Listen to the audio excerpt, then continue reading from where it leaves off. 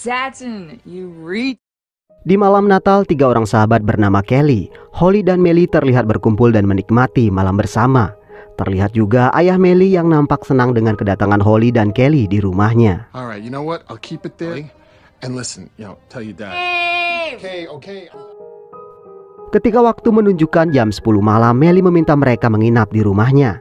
Namun Kelly merasa ia harus menikmati malam Natal tersebut dan tak seharusnya mereka tidur secepat itu. Kelly kemudian mengajak mereka ke rumah pamannya, di mana ia mengatakan kalau pamannya adalah orang yang sangat kaya. Dan saat ini mereka sedang merayakan Natal di luar negeri selama sebulan. Holly dan Melly sepertinya tertarik dengan ajakan Kelly tersebut.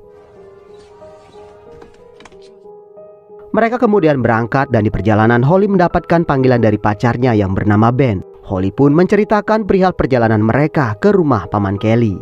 Ben yang gabut malam itu meminta ikut bergabung. Awalnya Holly merasa ragu, namun setelah mendapatkan izin dari kedua temannya, ia pun memberikan alamat tujuan mereka. Beberapa saat kemudian Kelly melihat mobil mogok di jalan. Awalnya mereka berniat membantu, namun setelah melihat tampang si pemilik mobil, mereka ketakutan dan memilih pergi. He's cute. Oh, shut up, just keep going. No, Callie, go! 1 jam kemudian mereka sampai di sebuah rumah besar. Kelly sepertinya hafal betul di mana pamannya biasa menyembunyikan kunci rumah.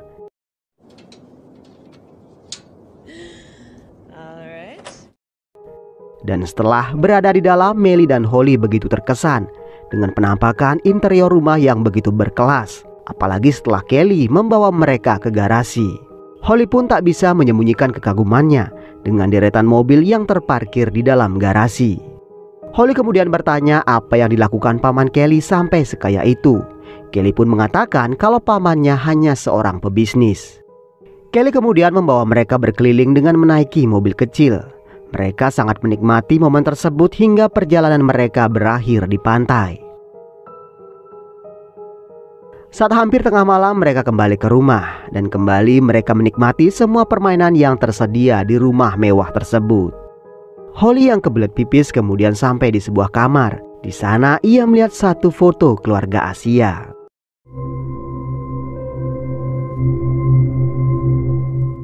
Setelah dari toilet, Holly masuk ke salah satu kamar. Saat merebahkan dirinya di ranjang, ia sedikit tertegun karena ia melihat satu foto keluarga Asia kembali. Holly lalu menanyai Kelly perihal foto keluarga Asia yang ada di kamar dan juga di setiap sudut ruangan. Menanggapi hal itu, Kelly mengatakan pamannya memang keturunan Asia yang memang diadopsi oleh kakek dan neneknya. Mendengar jawaban tersebut, Melly dan Holly pun langsung mengetahui kalau Kelly berbohong. Merasa tak bisa menyembunyikan rahasia itu dari dua sahabatnya, Kelly akhirnya mengatakan kalau ini memang bukan rumah pamannya. You're fucking lying, aren't you? Isn't my uncle's house. Kelly mengatakan kalau ia dulu pernah bekerja menjadi babysitter di rumah ini. Dan seperti biasa, si pemilik rumah pergi berlibur merayakan hari Natal selama 2 bulan. Tentu Holly dan Melly tersentak kaget. Mereka tak habis pikir bagaimana Kelly bisa punya ide masuk ke rumah orang tanpa izin. Mereka bisa saja dipenjara atas perbuatan itu. Kelly mengatakan semua akan baik-baik saja selama mereka mengembalikan semuanya ke posisi sebelumnya. Saat Kelly sadar harus mengakhiri semuanya, tiba-tiba mereka mendengar seseorang datang. Mereka pun segera bersembunyi di dalam kamar. Dari dalam mereka mendengar suara seorang pria berteriak meminta mereka keluar. Kelly pun meminta kedua temannya bersiap-siap untuk lari. Saat mendengar suara langkah kaki semakin dekat, Kelly berlari keluar, namun Holly yang berhasil ditangkap pria tersebut malah mendorong pria itu hingga terguling ke bawah tangga.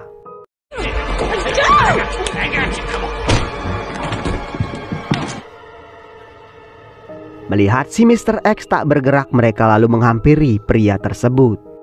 Kelly mengatakan kalau ia tak pernah melihat Mr. X sebelumnya saat ia menjadi babysitter. Ia merasa si Mr. X juga akan berniat buruk di rumah tersebut. Kelly melihat leher Mr. X yang terlihat memar dan ia pun terlihat kaget saat ia tak bisa merasakan nafas Mr. X. He's not breathing. Holly berniat memanggil ambulan tapi Kelly tak setuju. Tentu ia tak mau insiden tersebut malah berujung panjang yang membuatnya dipenjara, karena menerobos rumah tersebut adalah idenya.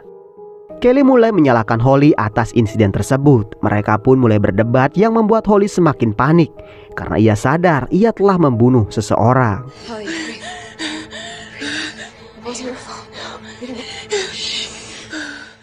Mereka lalu berunding di mana Kelly memiliki sebuah ide untuk memanipulasi semua itu menjadi sebuah urutan kejadian. Jadi di sini Kelly akan mengarang cerita ketika mereka menerobos masuk ke rumah orang kaya ini. Mr. X datang dan menangkap mereka. Mr. X kemudian memperkosa salah satu dari mereka dan tak sengaja Kelly mendorongnya sebagai usaha membela diri. Meskipun sadar ia tetap akan dihukum karena masuk ke rumah orang tanpa izin, Kelly yakin itu adalah solusi terbaik. Ia mengatakan mereka perlu membuat beberapa tanda usaha pemerkosaan dari Mr. X untuk meyakinkan petugas kalau Mr. X memang melakukan usaha perkosaan. Awalnya Holly dan Melly tak setuju, namun karena mereka tak punya ide lain, terpaksa mereka setuju. Mereka lalu mengambil undian dan terpilihlah Holly yang akan berperan menjadi korban Mr. X.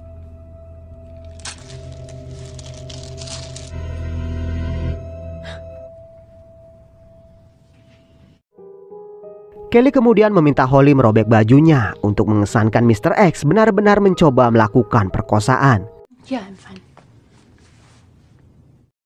Kelly juga mengambil beberapa helai rambut Holly dan mengaitkannya di jari tangan Mr. X.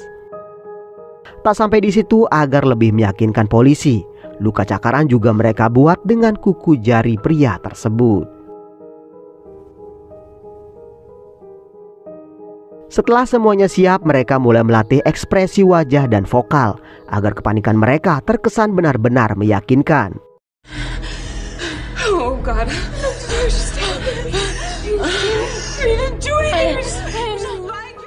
Akan tetapi, di saat mereka siap dan mau menelpon 911, Holly mendengar suara rintihan. Holly kembali ke tangga dan betapa kagetnya mereka mendapati Mr. X ternyata masih hidup.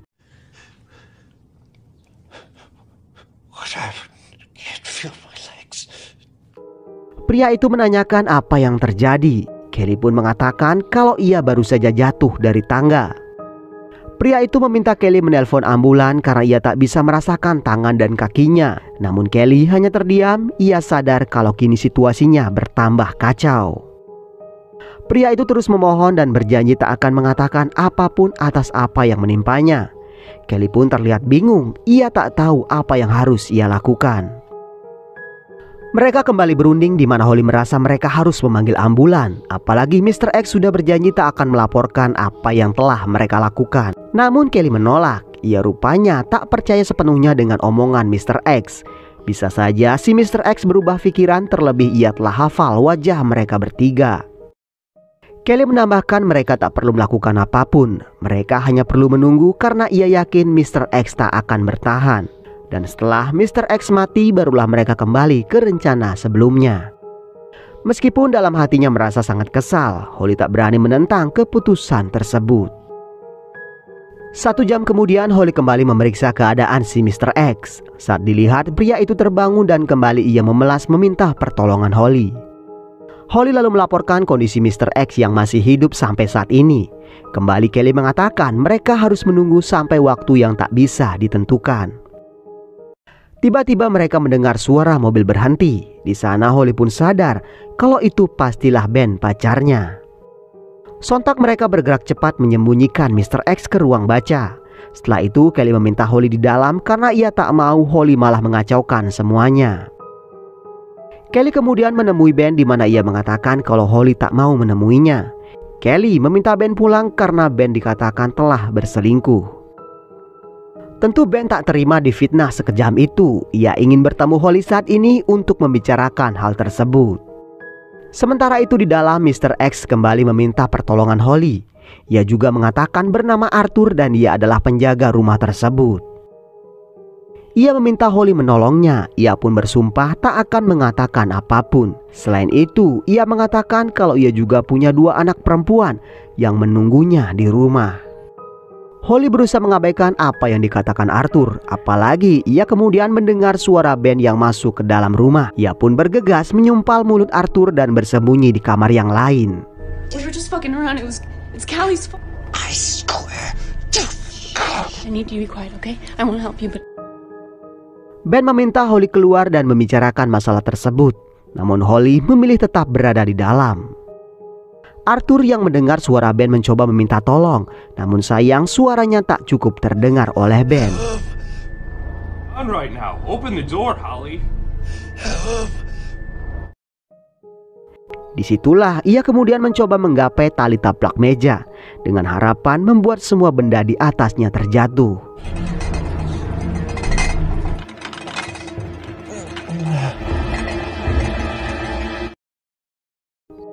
Sementara itu Holly yang semakin panik mengatakan jika Ben masih mencintainya. Ia meminta Ben segera meninggalkan rumah tersebut. Would cheat on you? want any of this right now. Please just, if you love me, you'll leave. Bye, Holly. Dan tanpa merasakan kecurigaan apapun, Ben akhirnya meninggalkan Holly. Sementara di dalam, Arthur terus berusaha menggapai taplak meja dengan mulutnya. Saat ia telah menjatuhkan semuanya, Ben sudah tak ada di sana. Kelly yang mendengar suara gaduh tersebut lalu ke dalam. Di sana ia melihat pecahan gelas berserakan. Kelly mengajak mereka kembali berunding, di mana kali ini ia berencana membunuh Arthur. Ia merasa kalau cuma itu jalan satu-satunya. Ia juga menawarkan diri melakukannya seorang diri jika tak ada yang berani melakukannya.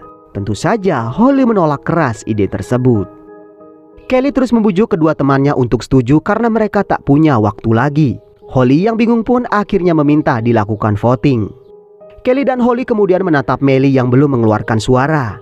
Melly pun akhirnya mengatakan kalau ia tak ingin adanya pembunuhan. And I say we don't kill him.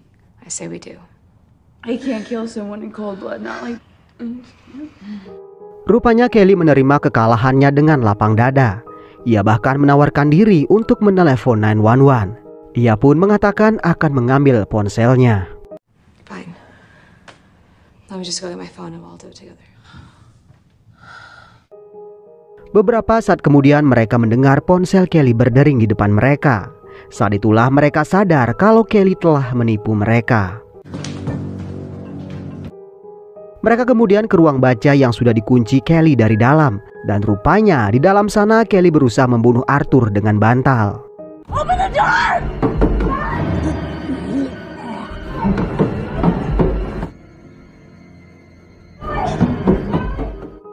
Setelah melakukan aksinya, Kelly pun keluar kamar dan Holly langsung menamparnya. Kelly mengatakan ia hanya membuat semuanya kembali seperti sebelumnya dan itu juga demi kebaikan mereka semua. Holly menyebut Kelly sebagai seorang pembunuh. Ia mengatakan akan menelpon polisi dan menceritakan apa yang baru saja terjadi.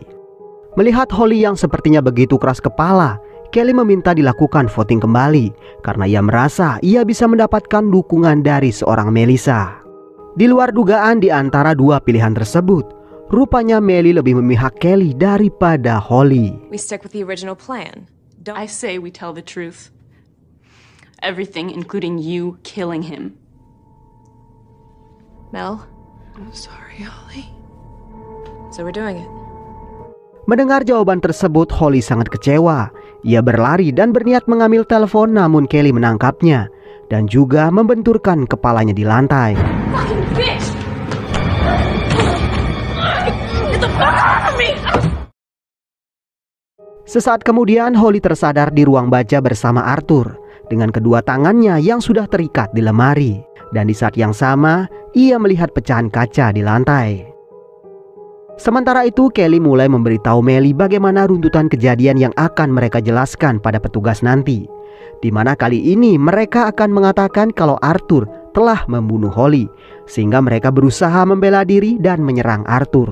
Her over the head, and that's where we come in. And we're like running to grab it, and before he can do anything to you, Right, and that's why his neck is so fucked up. I just kept hitting him. Mereka pun rupanya tak ada pilihan lain selain menghabisi Holly demi masa depan mereka.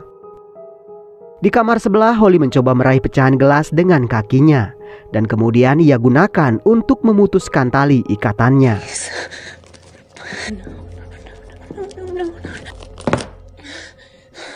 Saat berhasil memutuskan tali tersebut, Kelly dan Melly mendatanginya. Melihat tatapan mata Kelly, Holly pun sadar kalau ia akan segera dihabisi. Saat Kelly mengatakan ia tak punya pilihan lain, Holly langsung menyerang Kelly.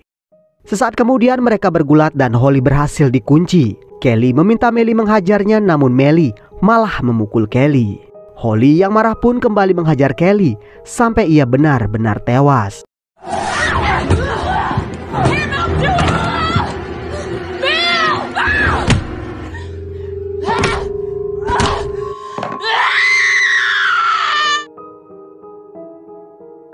Setelah itu Holly berusaha menenangkan Melly. Ia mengatakan kalau Kelly pantas menerimanya.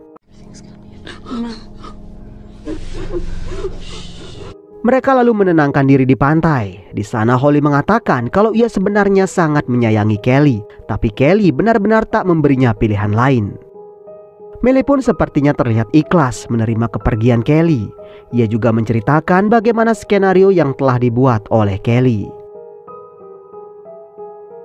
Mereka lalu kembali ke rumah dan membuat bekas luka di kepala Arthur dan meninggalkan sidik jari tangannya di kaki meja. Di sini mereka akan mengarang cerita kalau Kelly dibunuh oleh Arthur dan mereka dengan terpaksa membunuh Arthur dengan alasan membela diri. Setelah semuanya siap, mereka langsung menelpon 911. Tak lama petugas 911 pun tiba. Mereka kemudian diinterogasi dan tentunya mereka menceritakan skenario yang telah mereka berdua desain.